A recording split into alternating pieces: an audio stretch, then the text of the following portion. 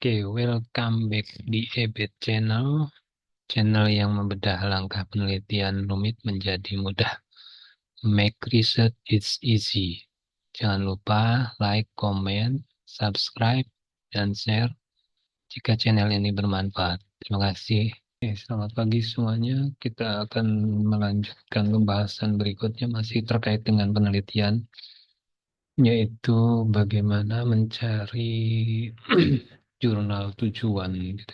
Karena dalam penelitian berupa artikel itu sebelum kita submit kita harus mencari tahu dulu jurnal tujuan yang akan kita submit. Untuk mencarinya kita bisa menggunakan tools atau kita bisa searching di Google gitu ya. Kita akan coba praktekkan bagaimana cara mencari jurnal penelitian yang terindeks Sinta. Kalau lokal atau dalam negeri itu kebanyakan jurnal terindeks Sinta, ya bisa Sinta 1, 2, 3, Sinta 4, Sinta 5, atau bahkan Sinta 6. Urutan Sinta yang paling kecil itu hukumnya yang paling besar, ya. Kalau Sinta 1 itu sudah mendekati ke Scopus gitu ya. Itu untuk yang jurnal nasional. Kalau jurnal internasional ya, ada jurnal yang namanya jurnal bereputasi. Dia terindeks Scopus dengan tingkatan Q1, Q2, Q3, Q4. Semakin kecil Q-nya, maka jurnalnya akan lebih baik gitu ya. Kita akan coba mencari jurnal bidikan kalau misalkan kita sudah punya hasil penelitiannya, kemudian kita mau mensubmitkan atau mengirimkan paper kita harus punya jurnal tujuan terlebih dahulu. Ya, kita coba. Oke, untuk mencari jurnal tujuan, kita yang pertama itu mencari jurnal tujuan jurnal nasional terlebih dahulu. Untuk mencarinya, Anda bisa masukkan keyword di atas, itu sinta.kemdikbud.go.id, atau di Google juga bisa gitu ya. Tapi kalau di Google itu apa namanya, Anda hanya bisa mendapatkan satu jurnal gitu ya, atau tidak muncul, kadang tidak muncul dia terindeksnya Sinta berapa atau Q berapa ya kalau di Google. Kalau di sinta.kemdikbud ini kategorinya sudah muncul. Misalkan nih, ketika kita sudah mengetikkan sinta.kemdikbud.go.id, akan muncul laman seperti ini. Kemudian di search ini kita pilih jurnal. Nah, ini akan muncul berbagai jurnal di sini. Misalkan saya mau mencari tentang jurnal ilmu komunikasi. Langsung di enter. Nah, ini akan banyak sekali tampil jurnal ilmu komunikasi yang bisa kita jadikan target untuk mengupload atau mengsubmit jurnal atau paper yang sudah kita buat. Nah, kalau di Sinta ini itu sudah muncul indeksasinya. Nah, ini misalkan jurnal ilmu komunikasi, ini jurnal Sinta 2 akreditasinya Sinta 2 karena di sini menunjukkan S2. Nah, kemudian di bawahnya juga Sinta 2 dan seterusnya. Ketika kita mau mencari dengan mengetikkan keywordnya itu akan muncul banyak sekali. Nah, ini di bawahnya Sinta 3. Ya, Sinta 3 dan seterusnya. Nah, ini ada 46 jurnal ya OJS Sinta.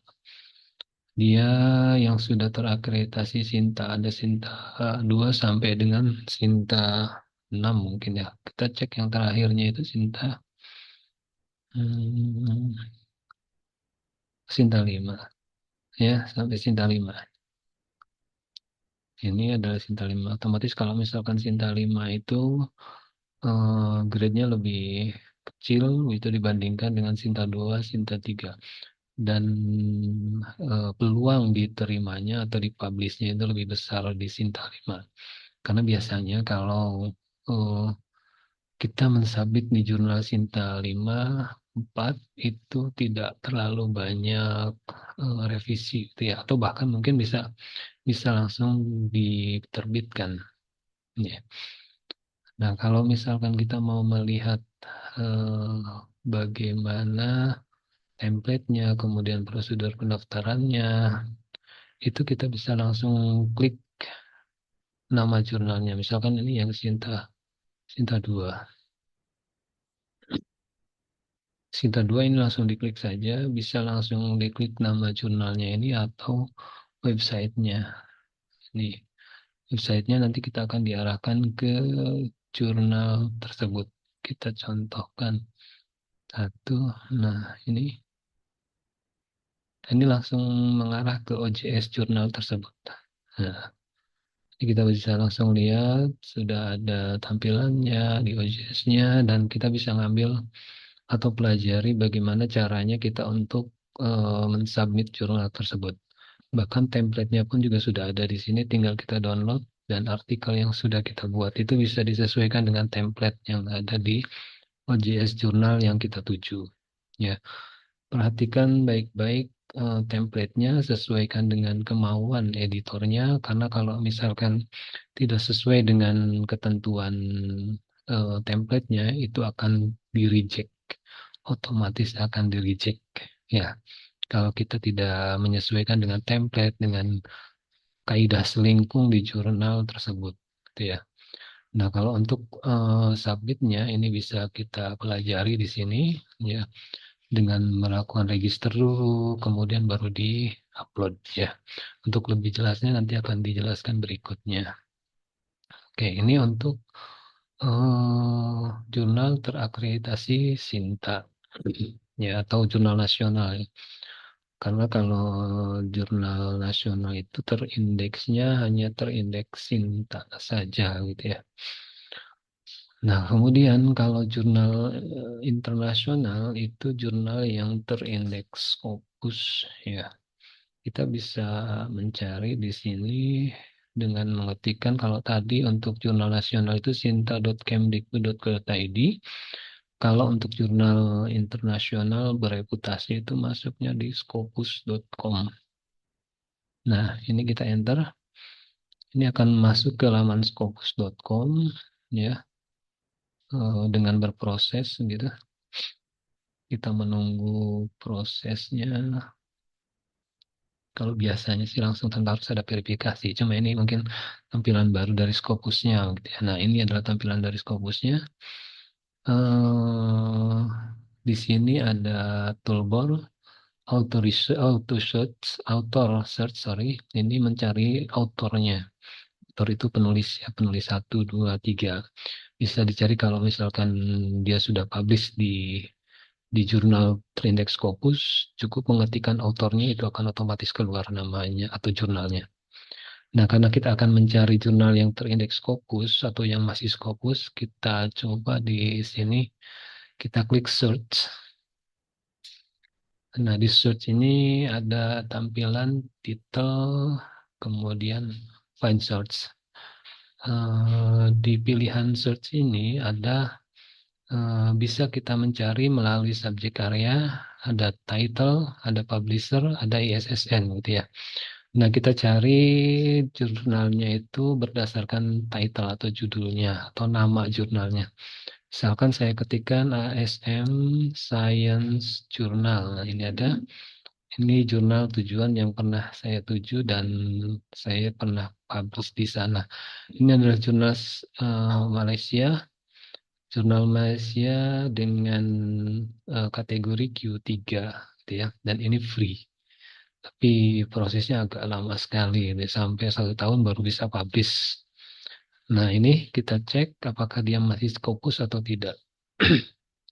Nah, ini tampilannya ada search detail, ASM Science Journal, open access. Nah, ini years currently covered by Scopus sampai dengan 2024. Jadi sampai dengan sekarang masih terindeks Scopus. Ya, sampai dengan akhir eh, apa namanya 2024 ini masih terindeks Scopus gitu ya. Kemudian ini publishernya Akademi Sains Malaysia ya, dengan terindeks Scopus gitu ya. Kemudian untuk melihat dia masih terindeks atau tidaknya ini di sini. Biasanya kalau sudah discontinue itu di sini akan muncul dia tampilannya adalah discontinue. Ya, discontinue itu apa? Discontinue itu jurnal yang sudah tidak terindeks Scopus lagi gitu ya. Misalkan kita cari jurnal, bentar.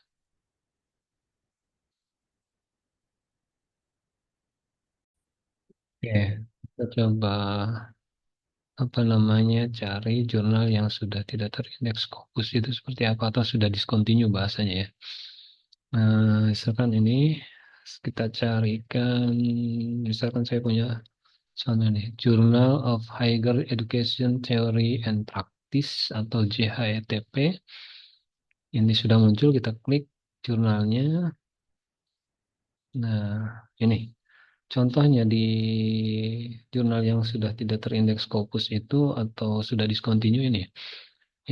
Di tampilan awalnya sudah menunjukkan N per A, N per A, dan seterusnya. Ini menandakan bahwa dia sudah discontinue atau sudah tidak terindeks Scopus. Eh, dari tampilan awal sudah seperti ini. Kemudian kita coba cek ke dalamnya, apakah tampilannya seperti apa. Nah, dia memang currently-nya itu sampai dengan 2024, tapi di bawahnya itu ada coverage discontinue in Scopus. Ini sudah jelas dia sudah di discontinue dari Scopus atau kalau secara kasarnya itu sudah dicoret dari Scopus karena dia melakukan pelanggaran yang ditetapkan oleh Scopus, gitu ya. Makanya hati-hati kepada semuanya yang mau submit jurnal. Ya, ketika kita akan mensubmit jurnalnya, jangan melihat dulu dia jurnal internasional atau dan sebagainya gitu ya. Tapi cek dulu, khawatirnya ketika kita mensubmit jurnalnya ternyata sudah discontinue. Kan itu sayang sekali gitu ya. Nah, ada juga jurnal Predator. Dia mungkin ketika Anda cek itu dia adalah Scopus gitu ya, tapi bisa jadi itu adalah Predator. Predator itu bagaimana ya? Dia mencari banyak artikel atau banyak author untuk bisa submit di jurnal dia untuk mencari keuntungan biasanya. Makanya harus melihat sebelum kita submit itu harus melihat banyaknya jurnal yang publish di setiap periodenya ya. Kalau misalkan jurnalnya terlalu banyak publishnya, misalkan 1 kali periode itu ada 100 paper misalkan yang publish dalam 1 periode. Sedangkan dalam 1 tahun misalkan ada 3 atau 4 periode, kan itu mencurigakan gitu ya. Dia otomatis jadi lahan bisnis oleh pengelola jurnal tersebut. Bisa-bisa jurnal yang seperti itu akan lebih cepat untuk discontinue ya, karena sudah tidak masuk akal. Satu terbitan 1 tahun itu ada 6 terbitan, misalkan per terbitan itu ada 100 paper, kan nggak mungkin gitu ya. Untuk bisa dia dikatakan terindeks Scopus ya. Oke, ini untuk yang Scopus yang masih terindeks dan sudah discontinue. Kemudian berikutnya, kalau tadi di dalam Sinta itu ada kategori Sinta 1, Sinta 2 sampai dengan Sinta 5, dalam Scopus pun juga sama ya. Dalam Scopus itu ada kategorisasi juga, tapi dia kategorinya Q. Kuartil 1, kuartil 2 sampai dengan kuartil 4. Mentok sampai kuartil 4. Untuk cara mengeceknya itu kita buka webnya Skimago JR namanya. Anda tinggal ketikkan skimagojr.com, tinggal di enter. Nanti kita akan diarahkan ke tampilan Skimagonya. Ini untuk mengecek dia Q berapa ya, atau dalam level Q berapa atau kuartil berapa. Nah, setelah muncul tampilan begini, kita ketikkan nama jurnalnya. Misalkan yang tadi ASM Science Journal, ini masih terindeks Scopus. Kita lihat ini dia Q berapa. Namanya tinggal dipilih. Nah, ini ASM Science Journal from Malaysia. Ya. Nah, untuk melihatnya setelah kita cari, kita scroll ke bawah. Nah, ini terus nanti di bawah akan muncul ya. Oke, 4. Ternyata ini Q4 ya. Ini bisa Anda lihat kategorinya adalah Q4. Jadi jurnal ASM Science Journal dia masih terindeks Scopus dan berada di level Q4 atau kuartil 4 ya. Kalau untuk mencari jurnal lainnya eh, bisa di searching ulang dari laman tadi atau dari kolom yang tadi ya. Kemudian untuk melihat lebih detail lagi jurnalnya seperti apa atau mau mengarah ke OJS-nya, tinggal ketik aja homepage ini. Homepage nanti juga akan diarahkan ke jurnal tersebut atau OJS jurnal tersebut, gitu ya. Nah, nanti akan diarahkan ke OJS jurnalnya, misalkan begini. Nah, ini adalah OJS jurnalnya. Ya, Anda bisa pelajari bagaimana cara menguploadnya, mensubmitnya, kemudian mencari template-nya, begitu ya. Cuma perhatikan sebelum kita submit, benar-benar di submit ke jurnal ini, perhatikan juga template atau aturan main dalam jurnal tersebut. Karena kalau misalnya sebagus apapun riset kita, paper kita, kalau misalkan tidak sesuai dengan template yang diberikan oleh pengelola jurnal tersebut pasti akan di reject, sayang sekali begitu ya. Nah, kalau di ASM Science Journal ini dia apa namanya gratis, cuma lumayan agak lama itu prosesnya. Nah, itu mungkin kepada semuanya bagaimana cara mencari jurnal nasional terindeks Sinta 1 sampai dengan 5. Kemudian bagaimana kita mengecek jurnal internasional bereputasi, apakah dia masih terindeks Scopus atau tidak, eh, apakah jurnal tersebut masih terindeks Scopus atau sudah discontinue bahasanya ya. Kemudian bagaimana cara mengecek dia terdapat di kuartil berapa atau Q berapanya. Ya, mudah-mudahan ini bermanfaat dan bisa membantu semuanya. Terima kasih. Jangan lupa like, subscribe, dan komen di channel YouTube ini. Selamat pagi dan selamat berjuang untuk publish artikel.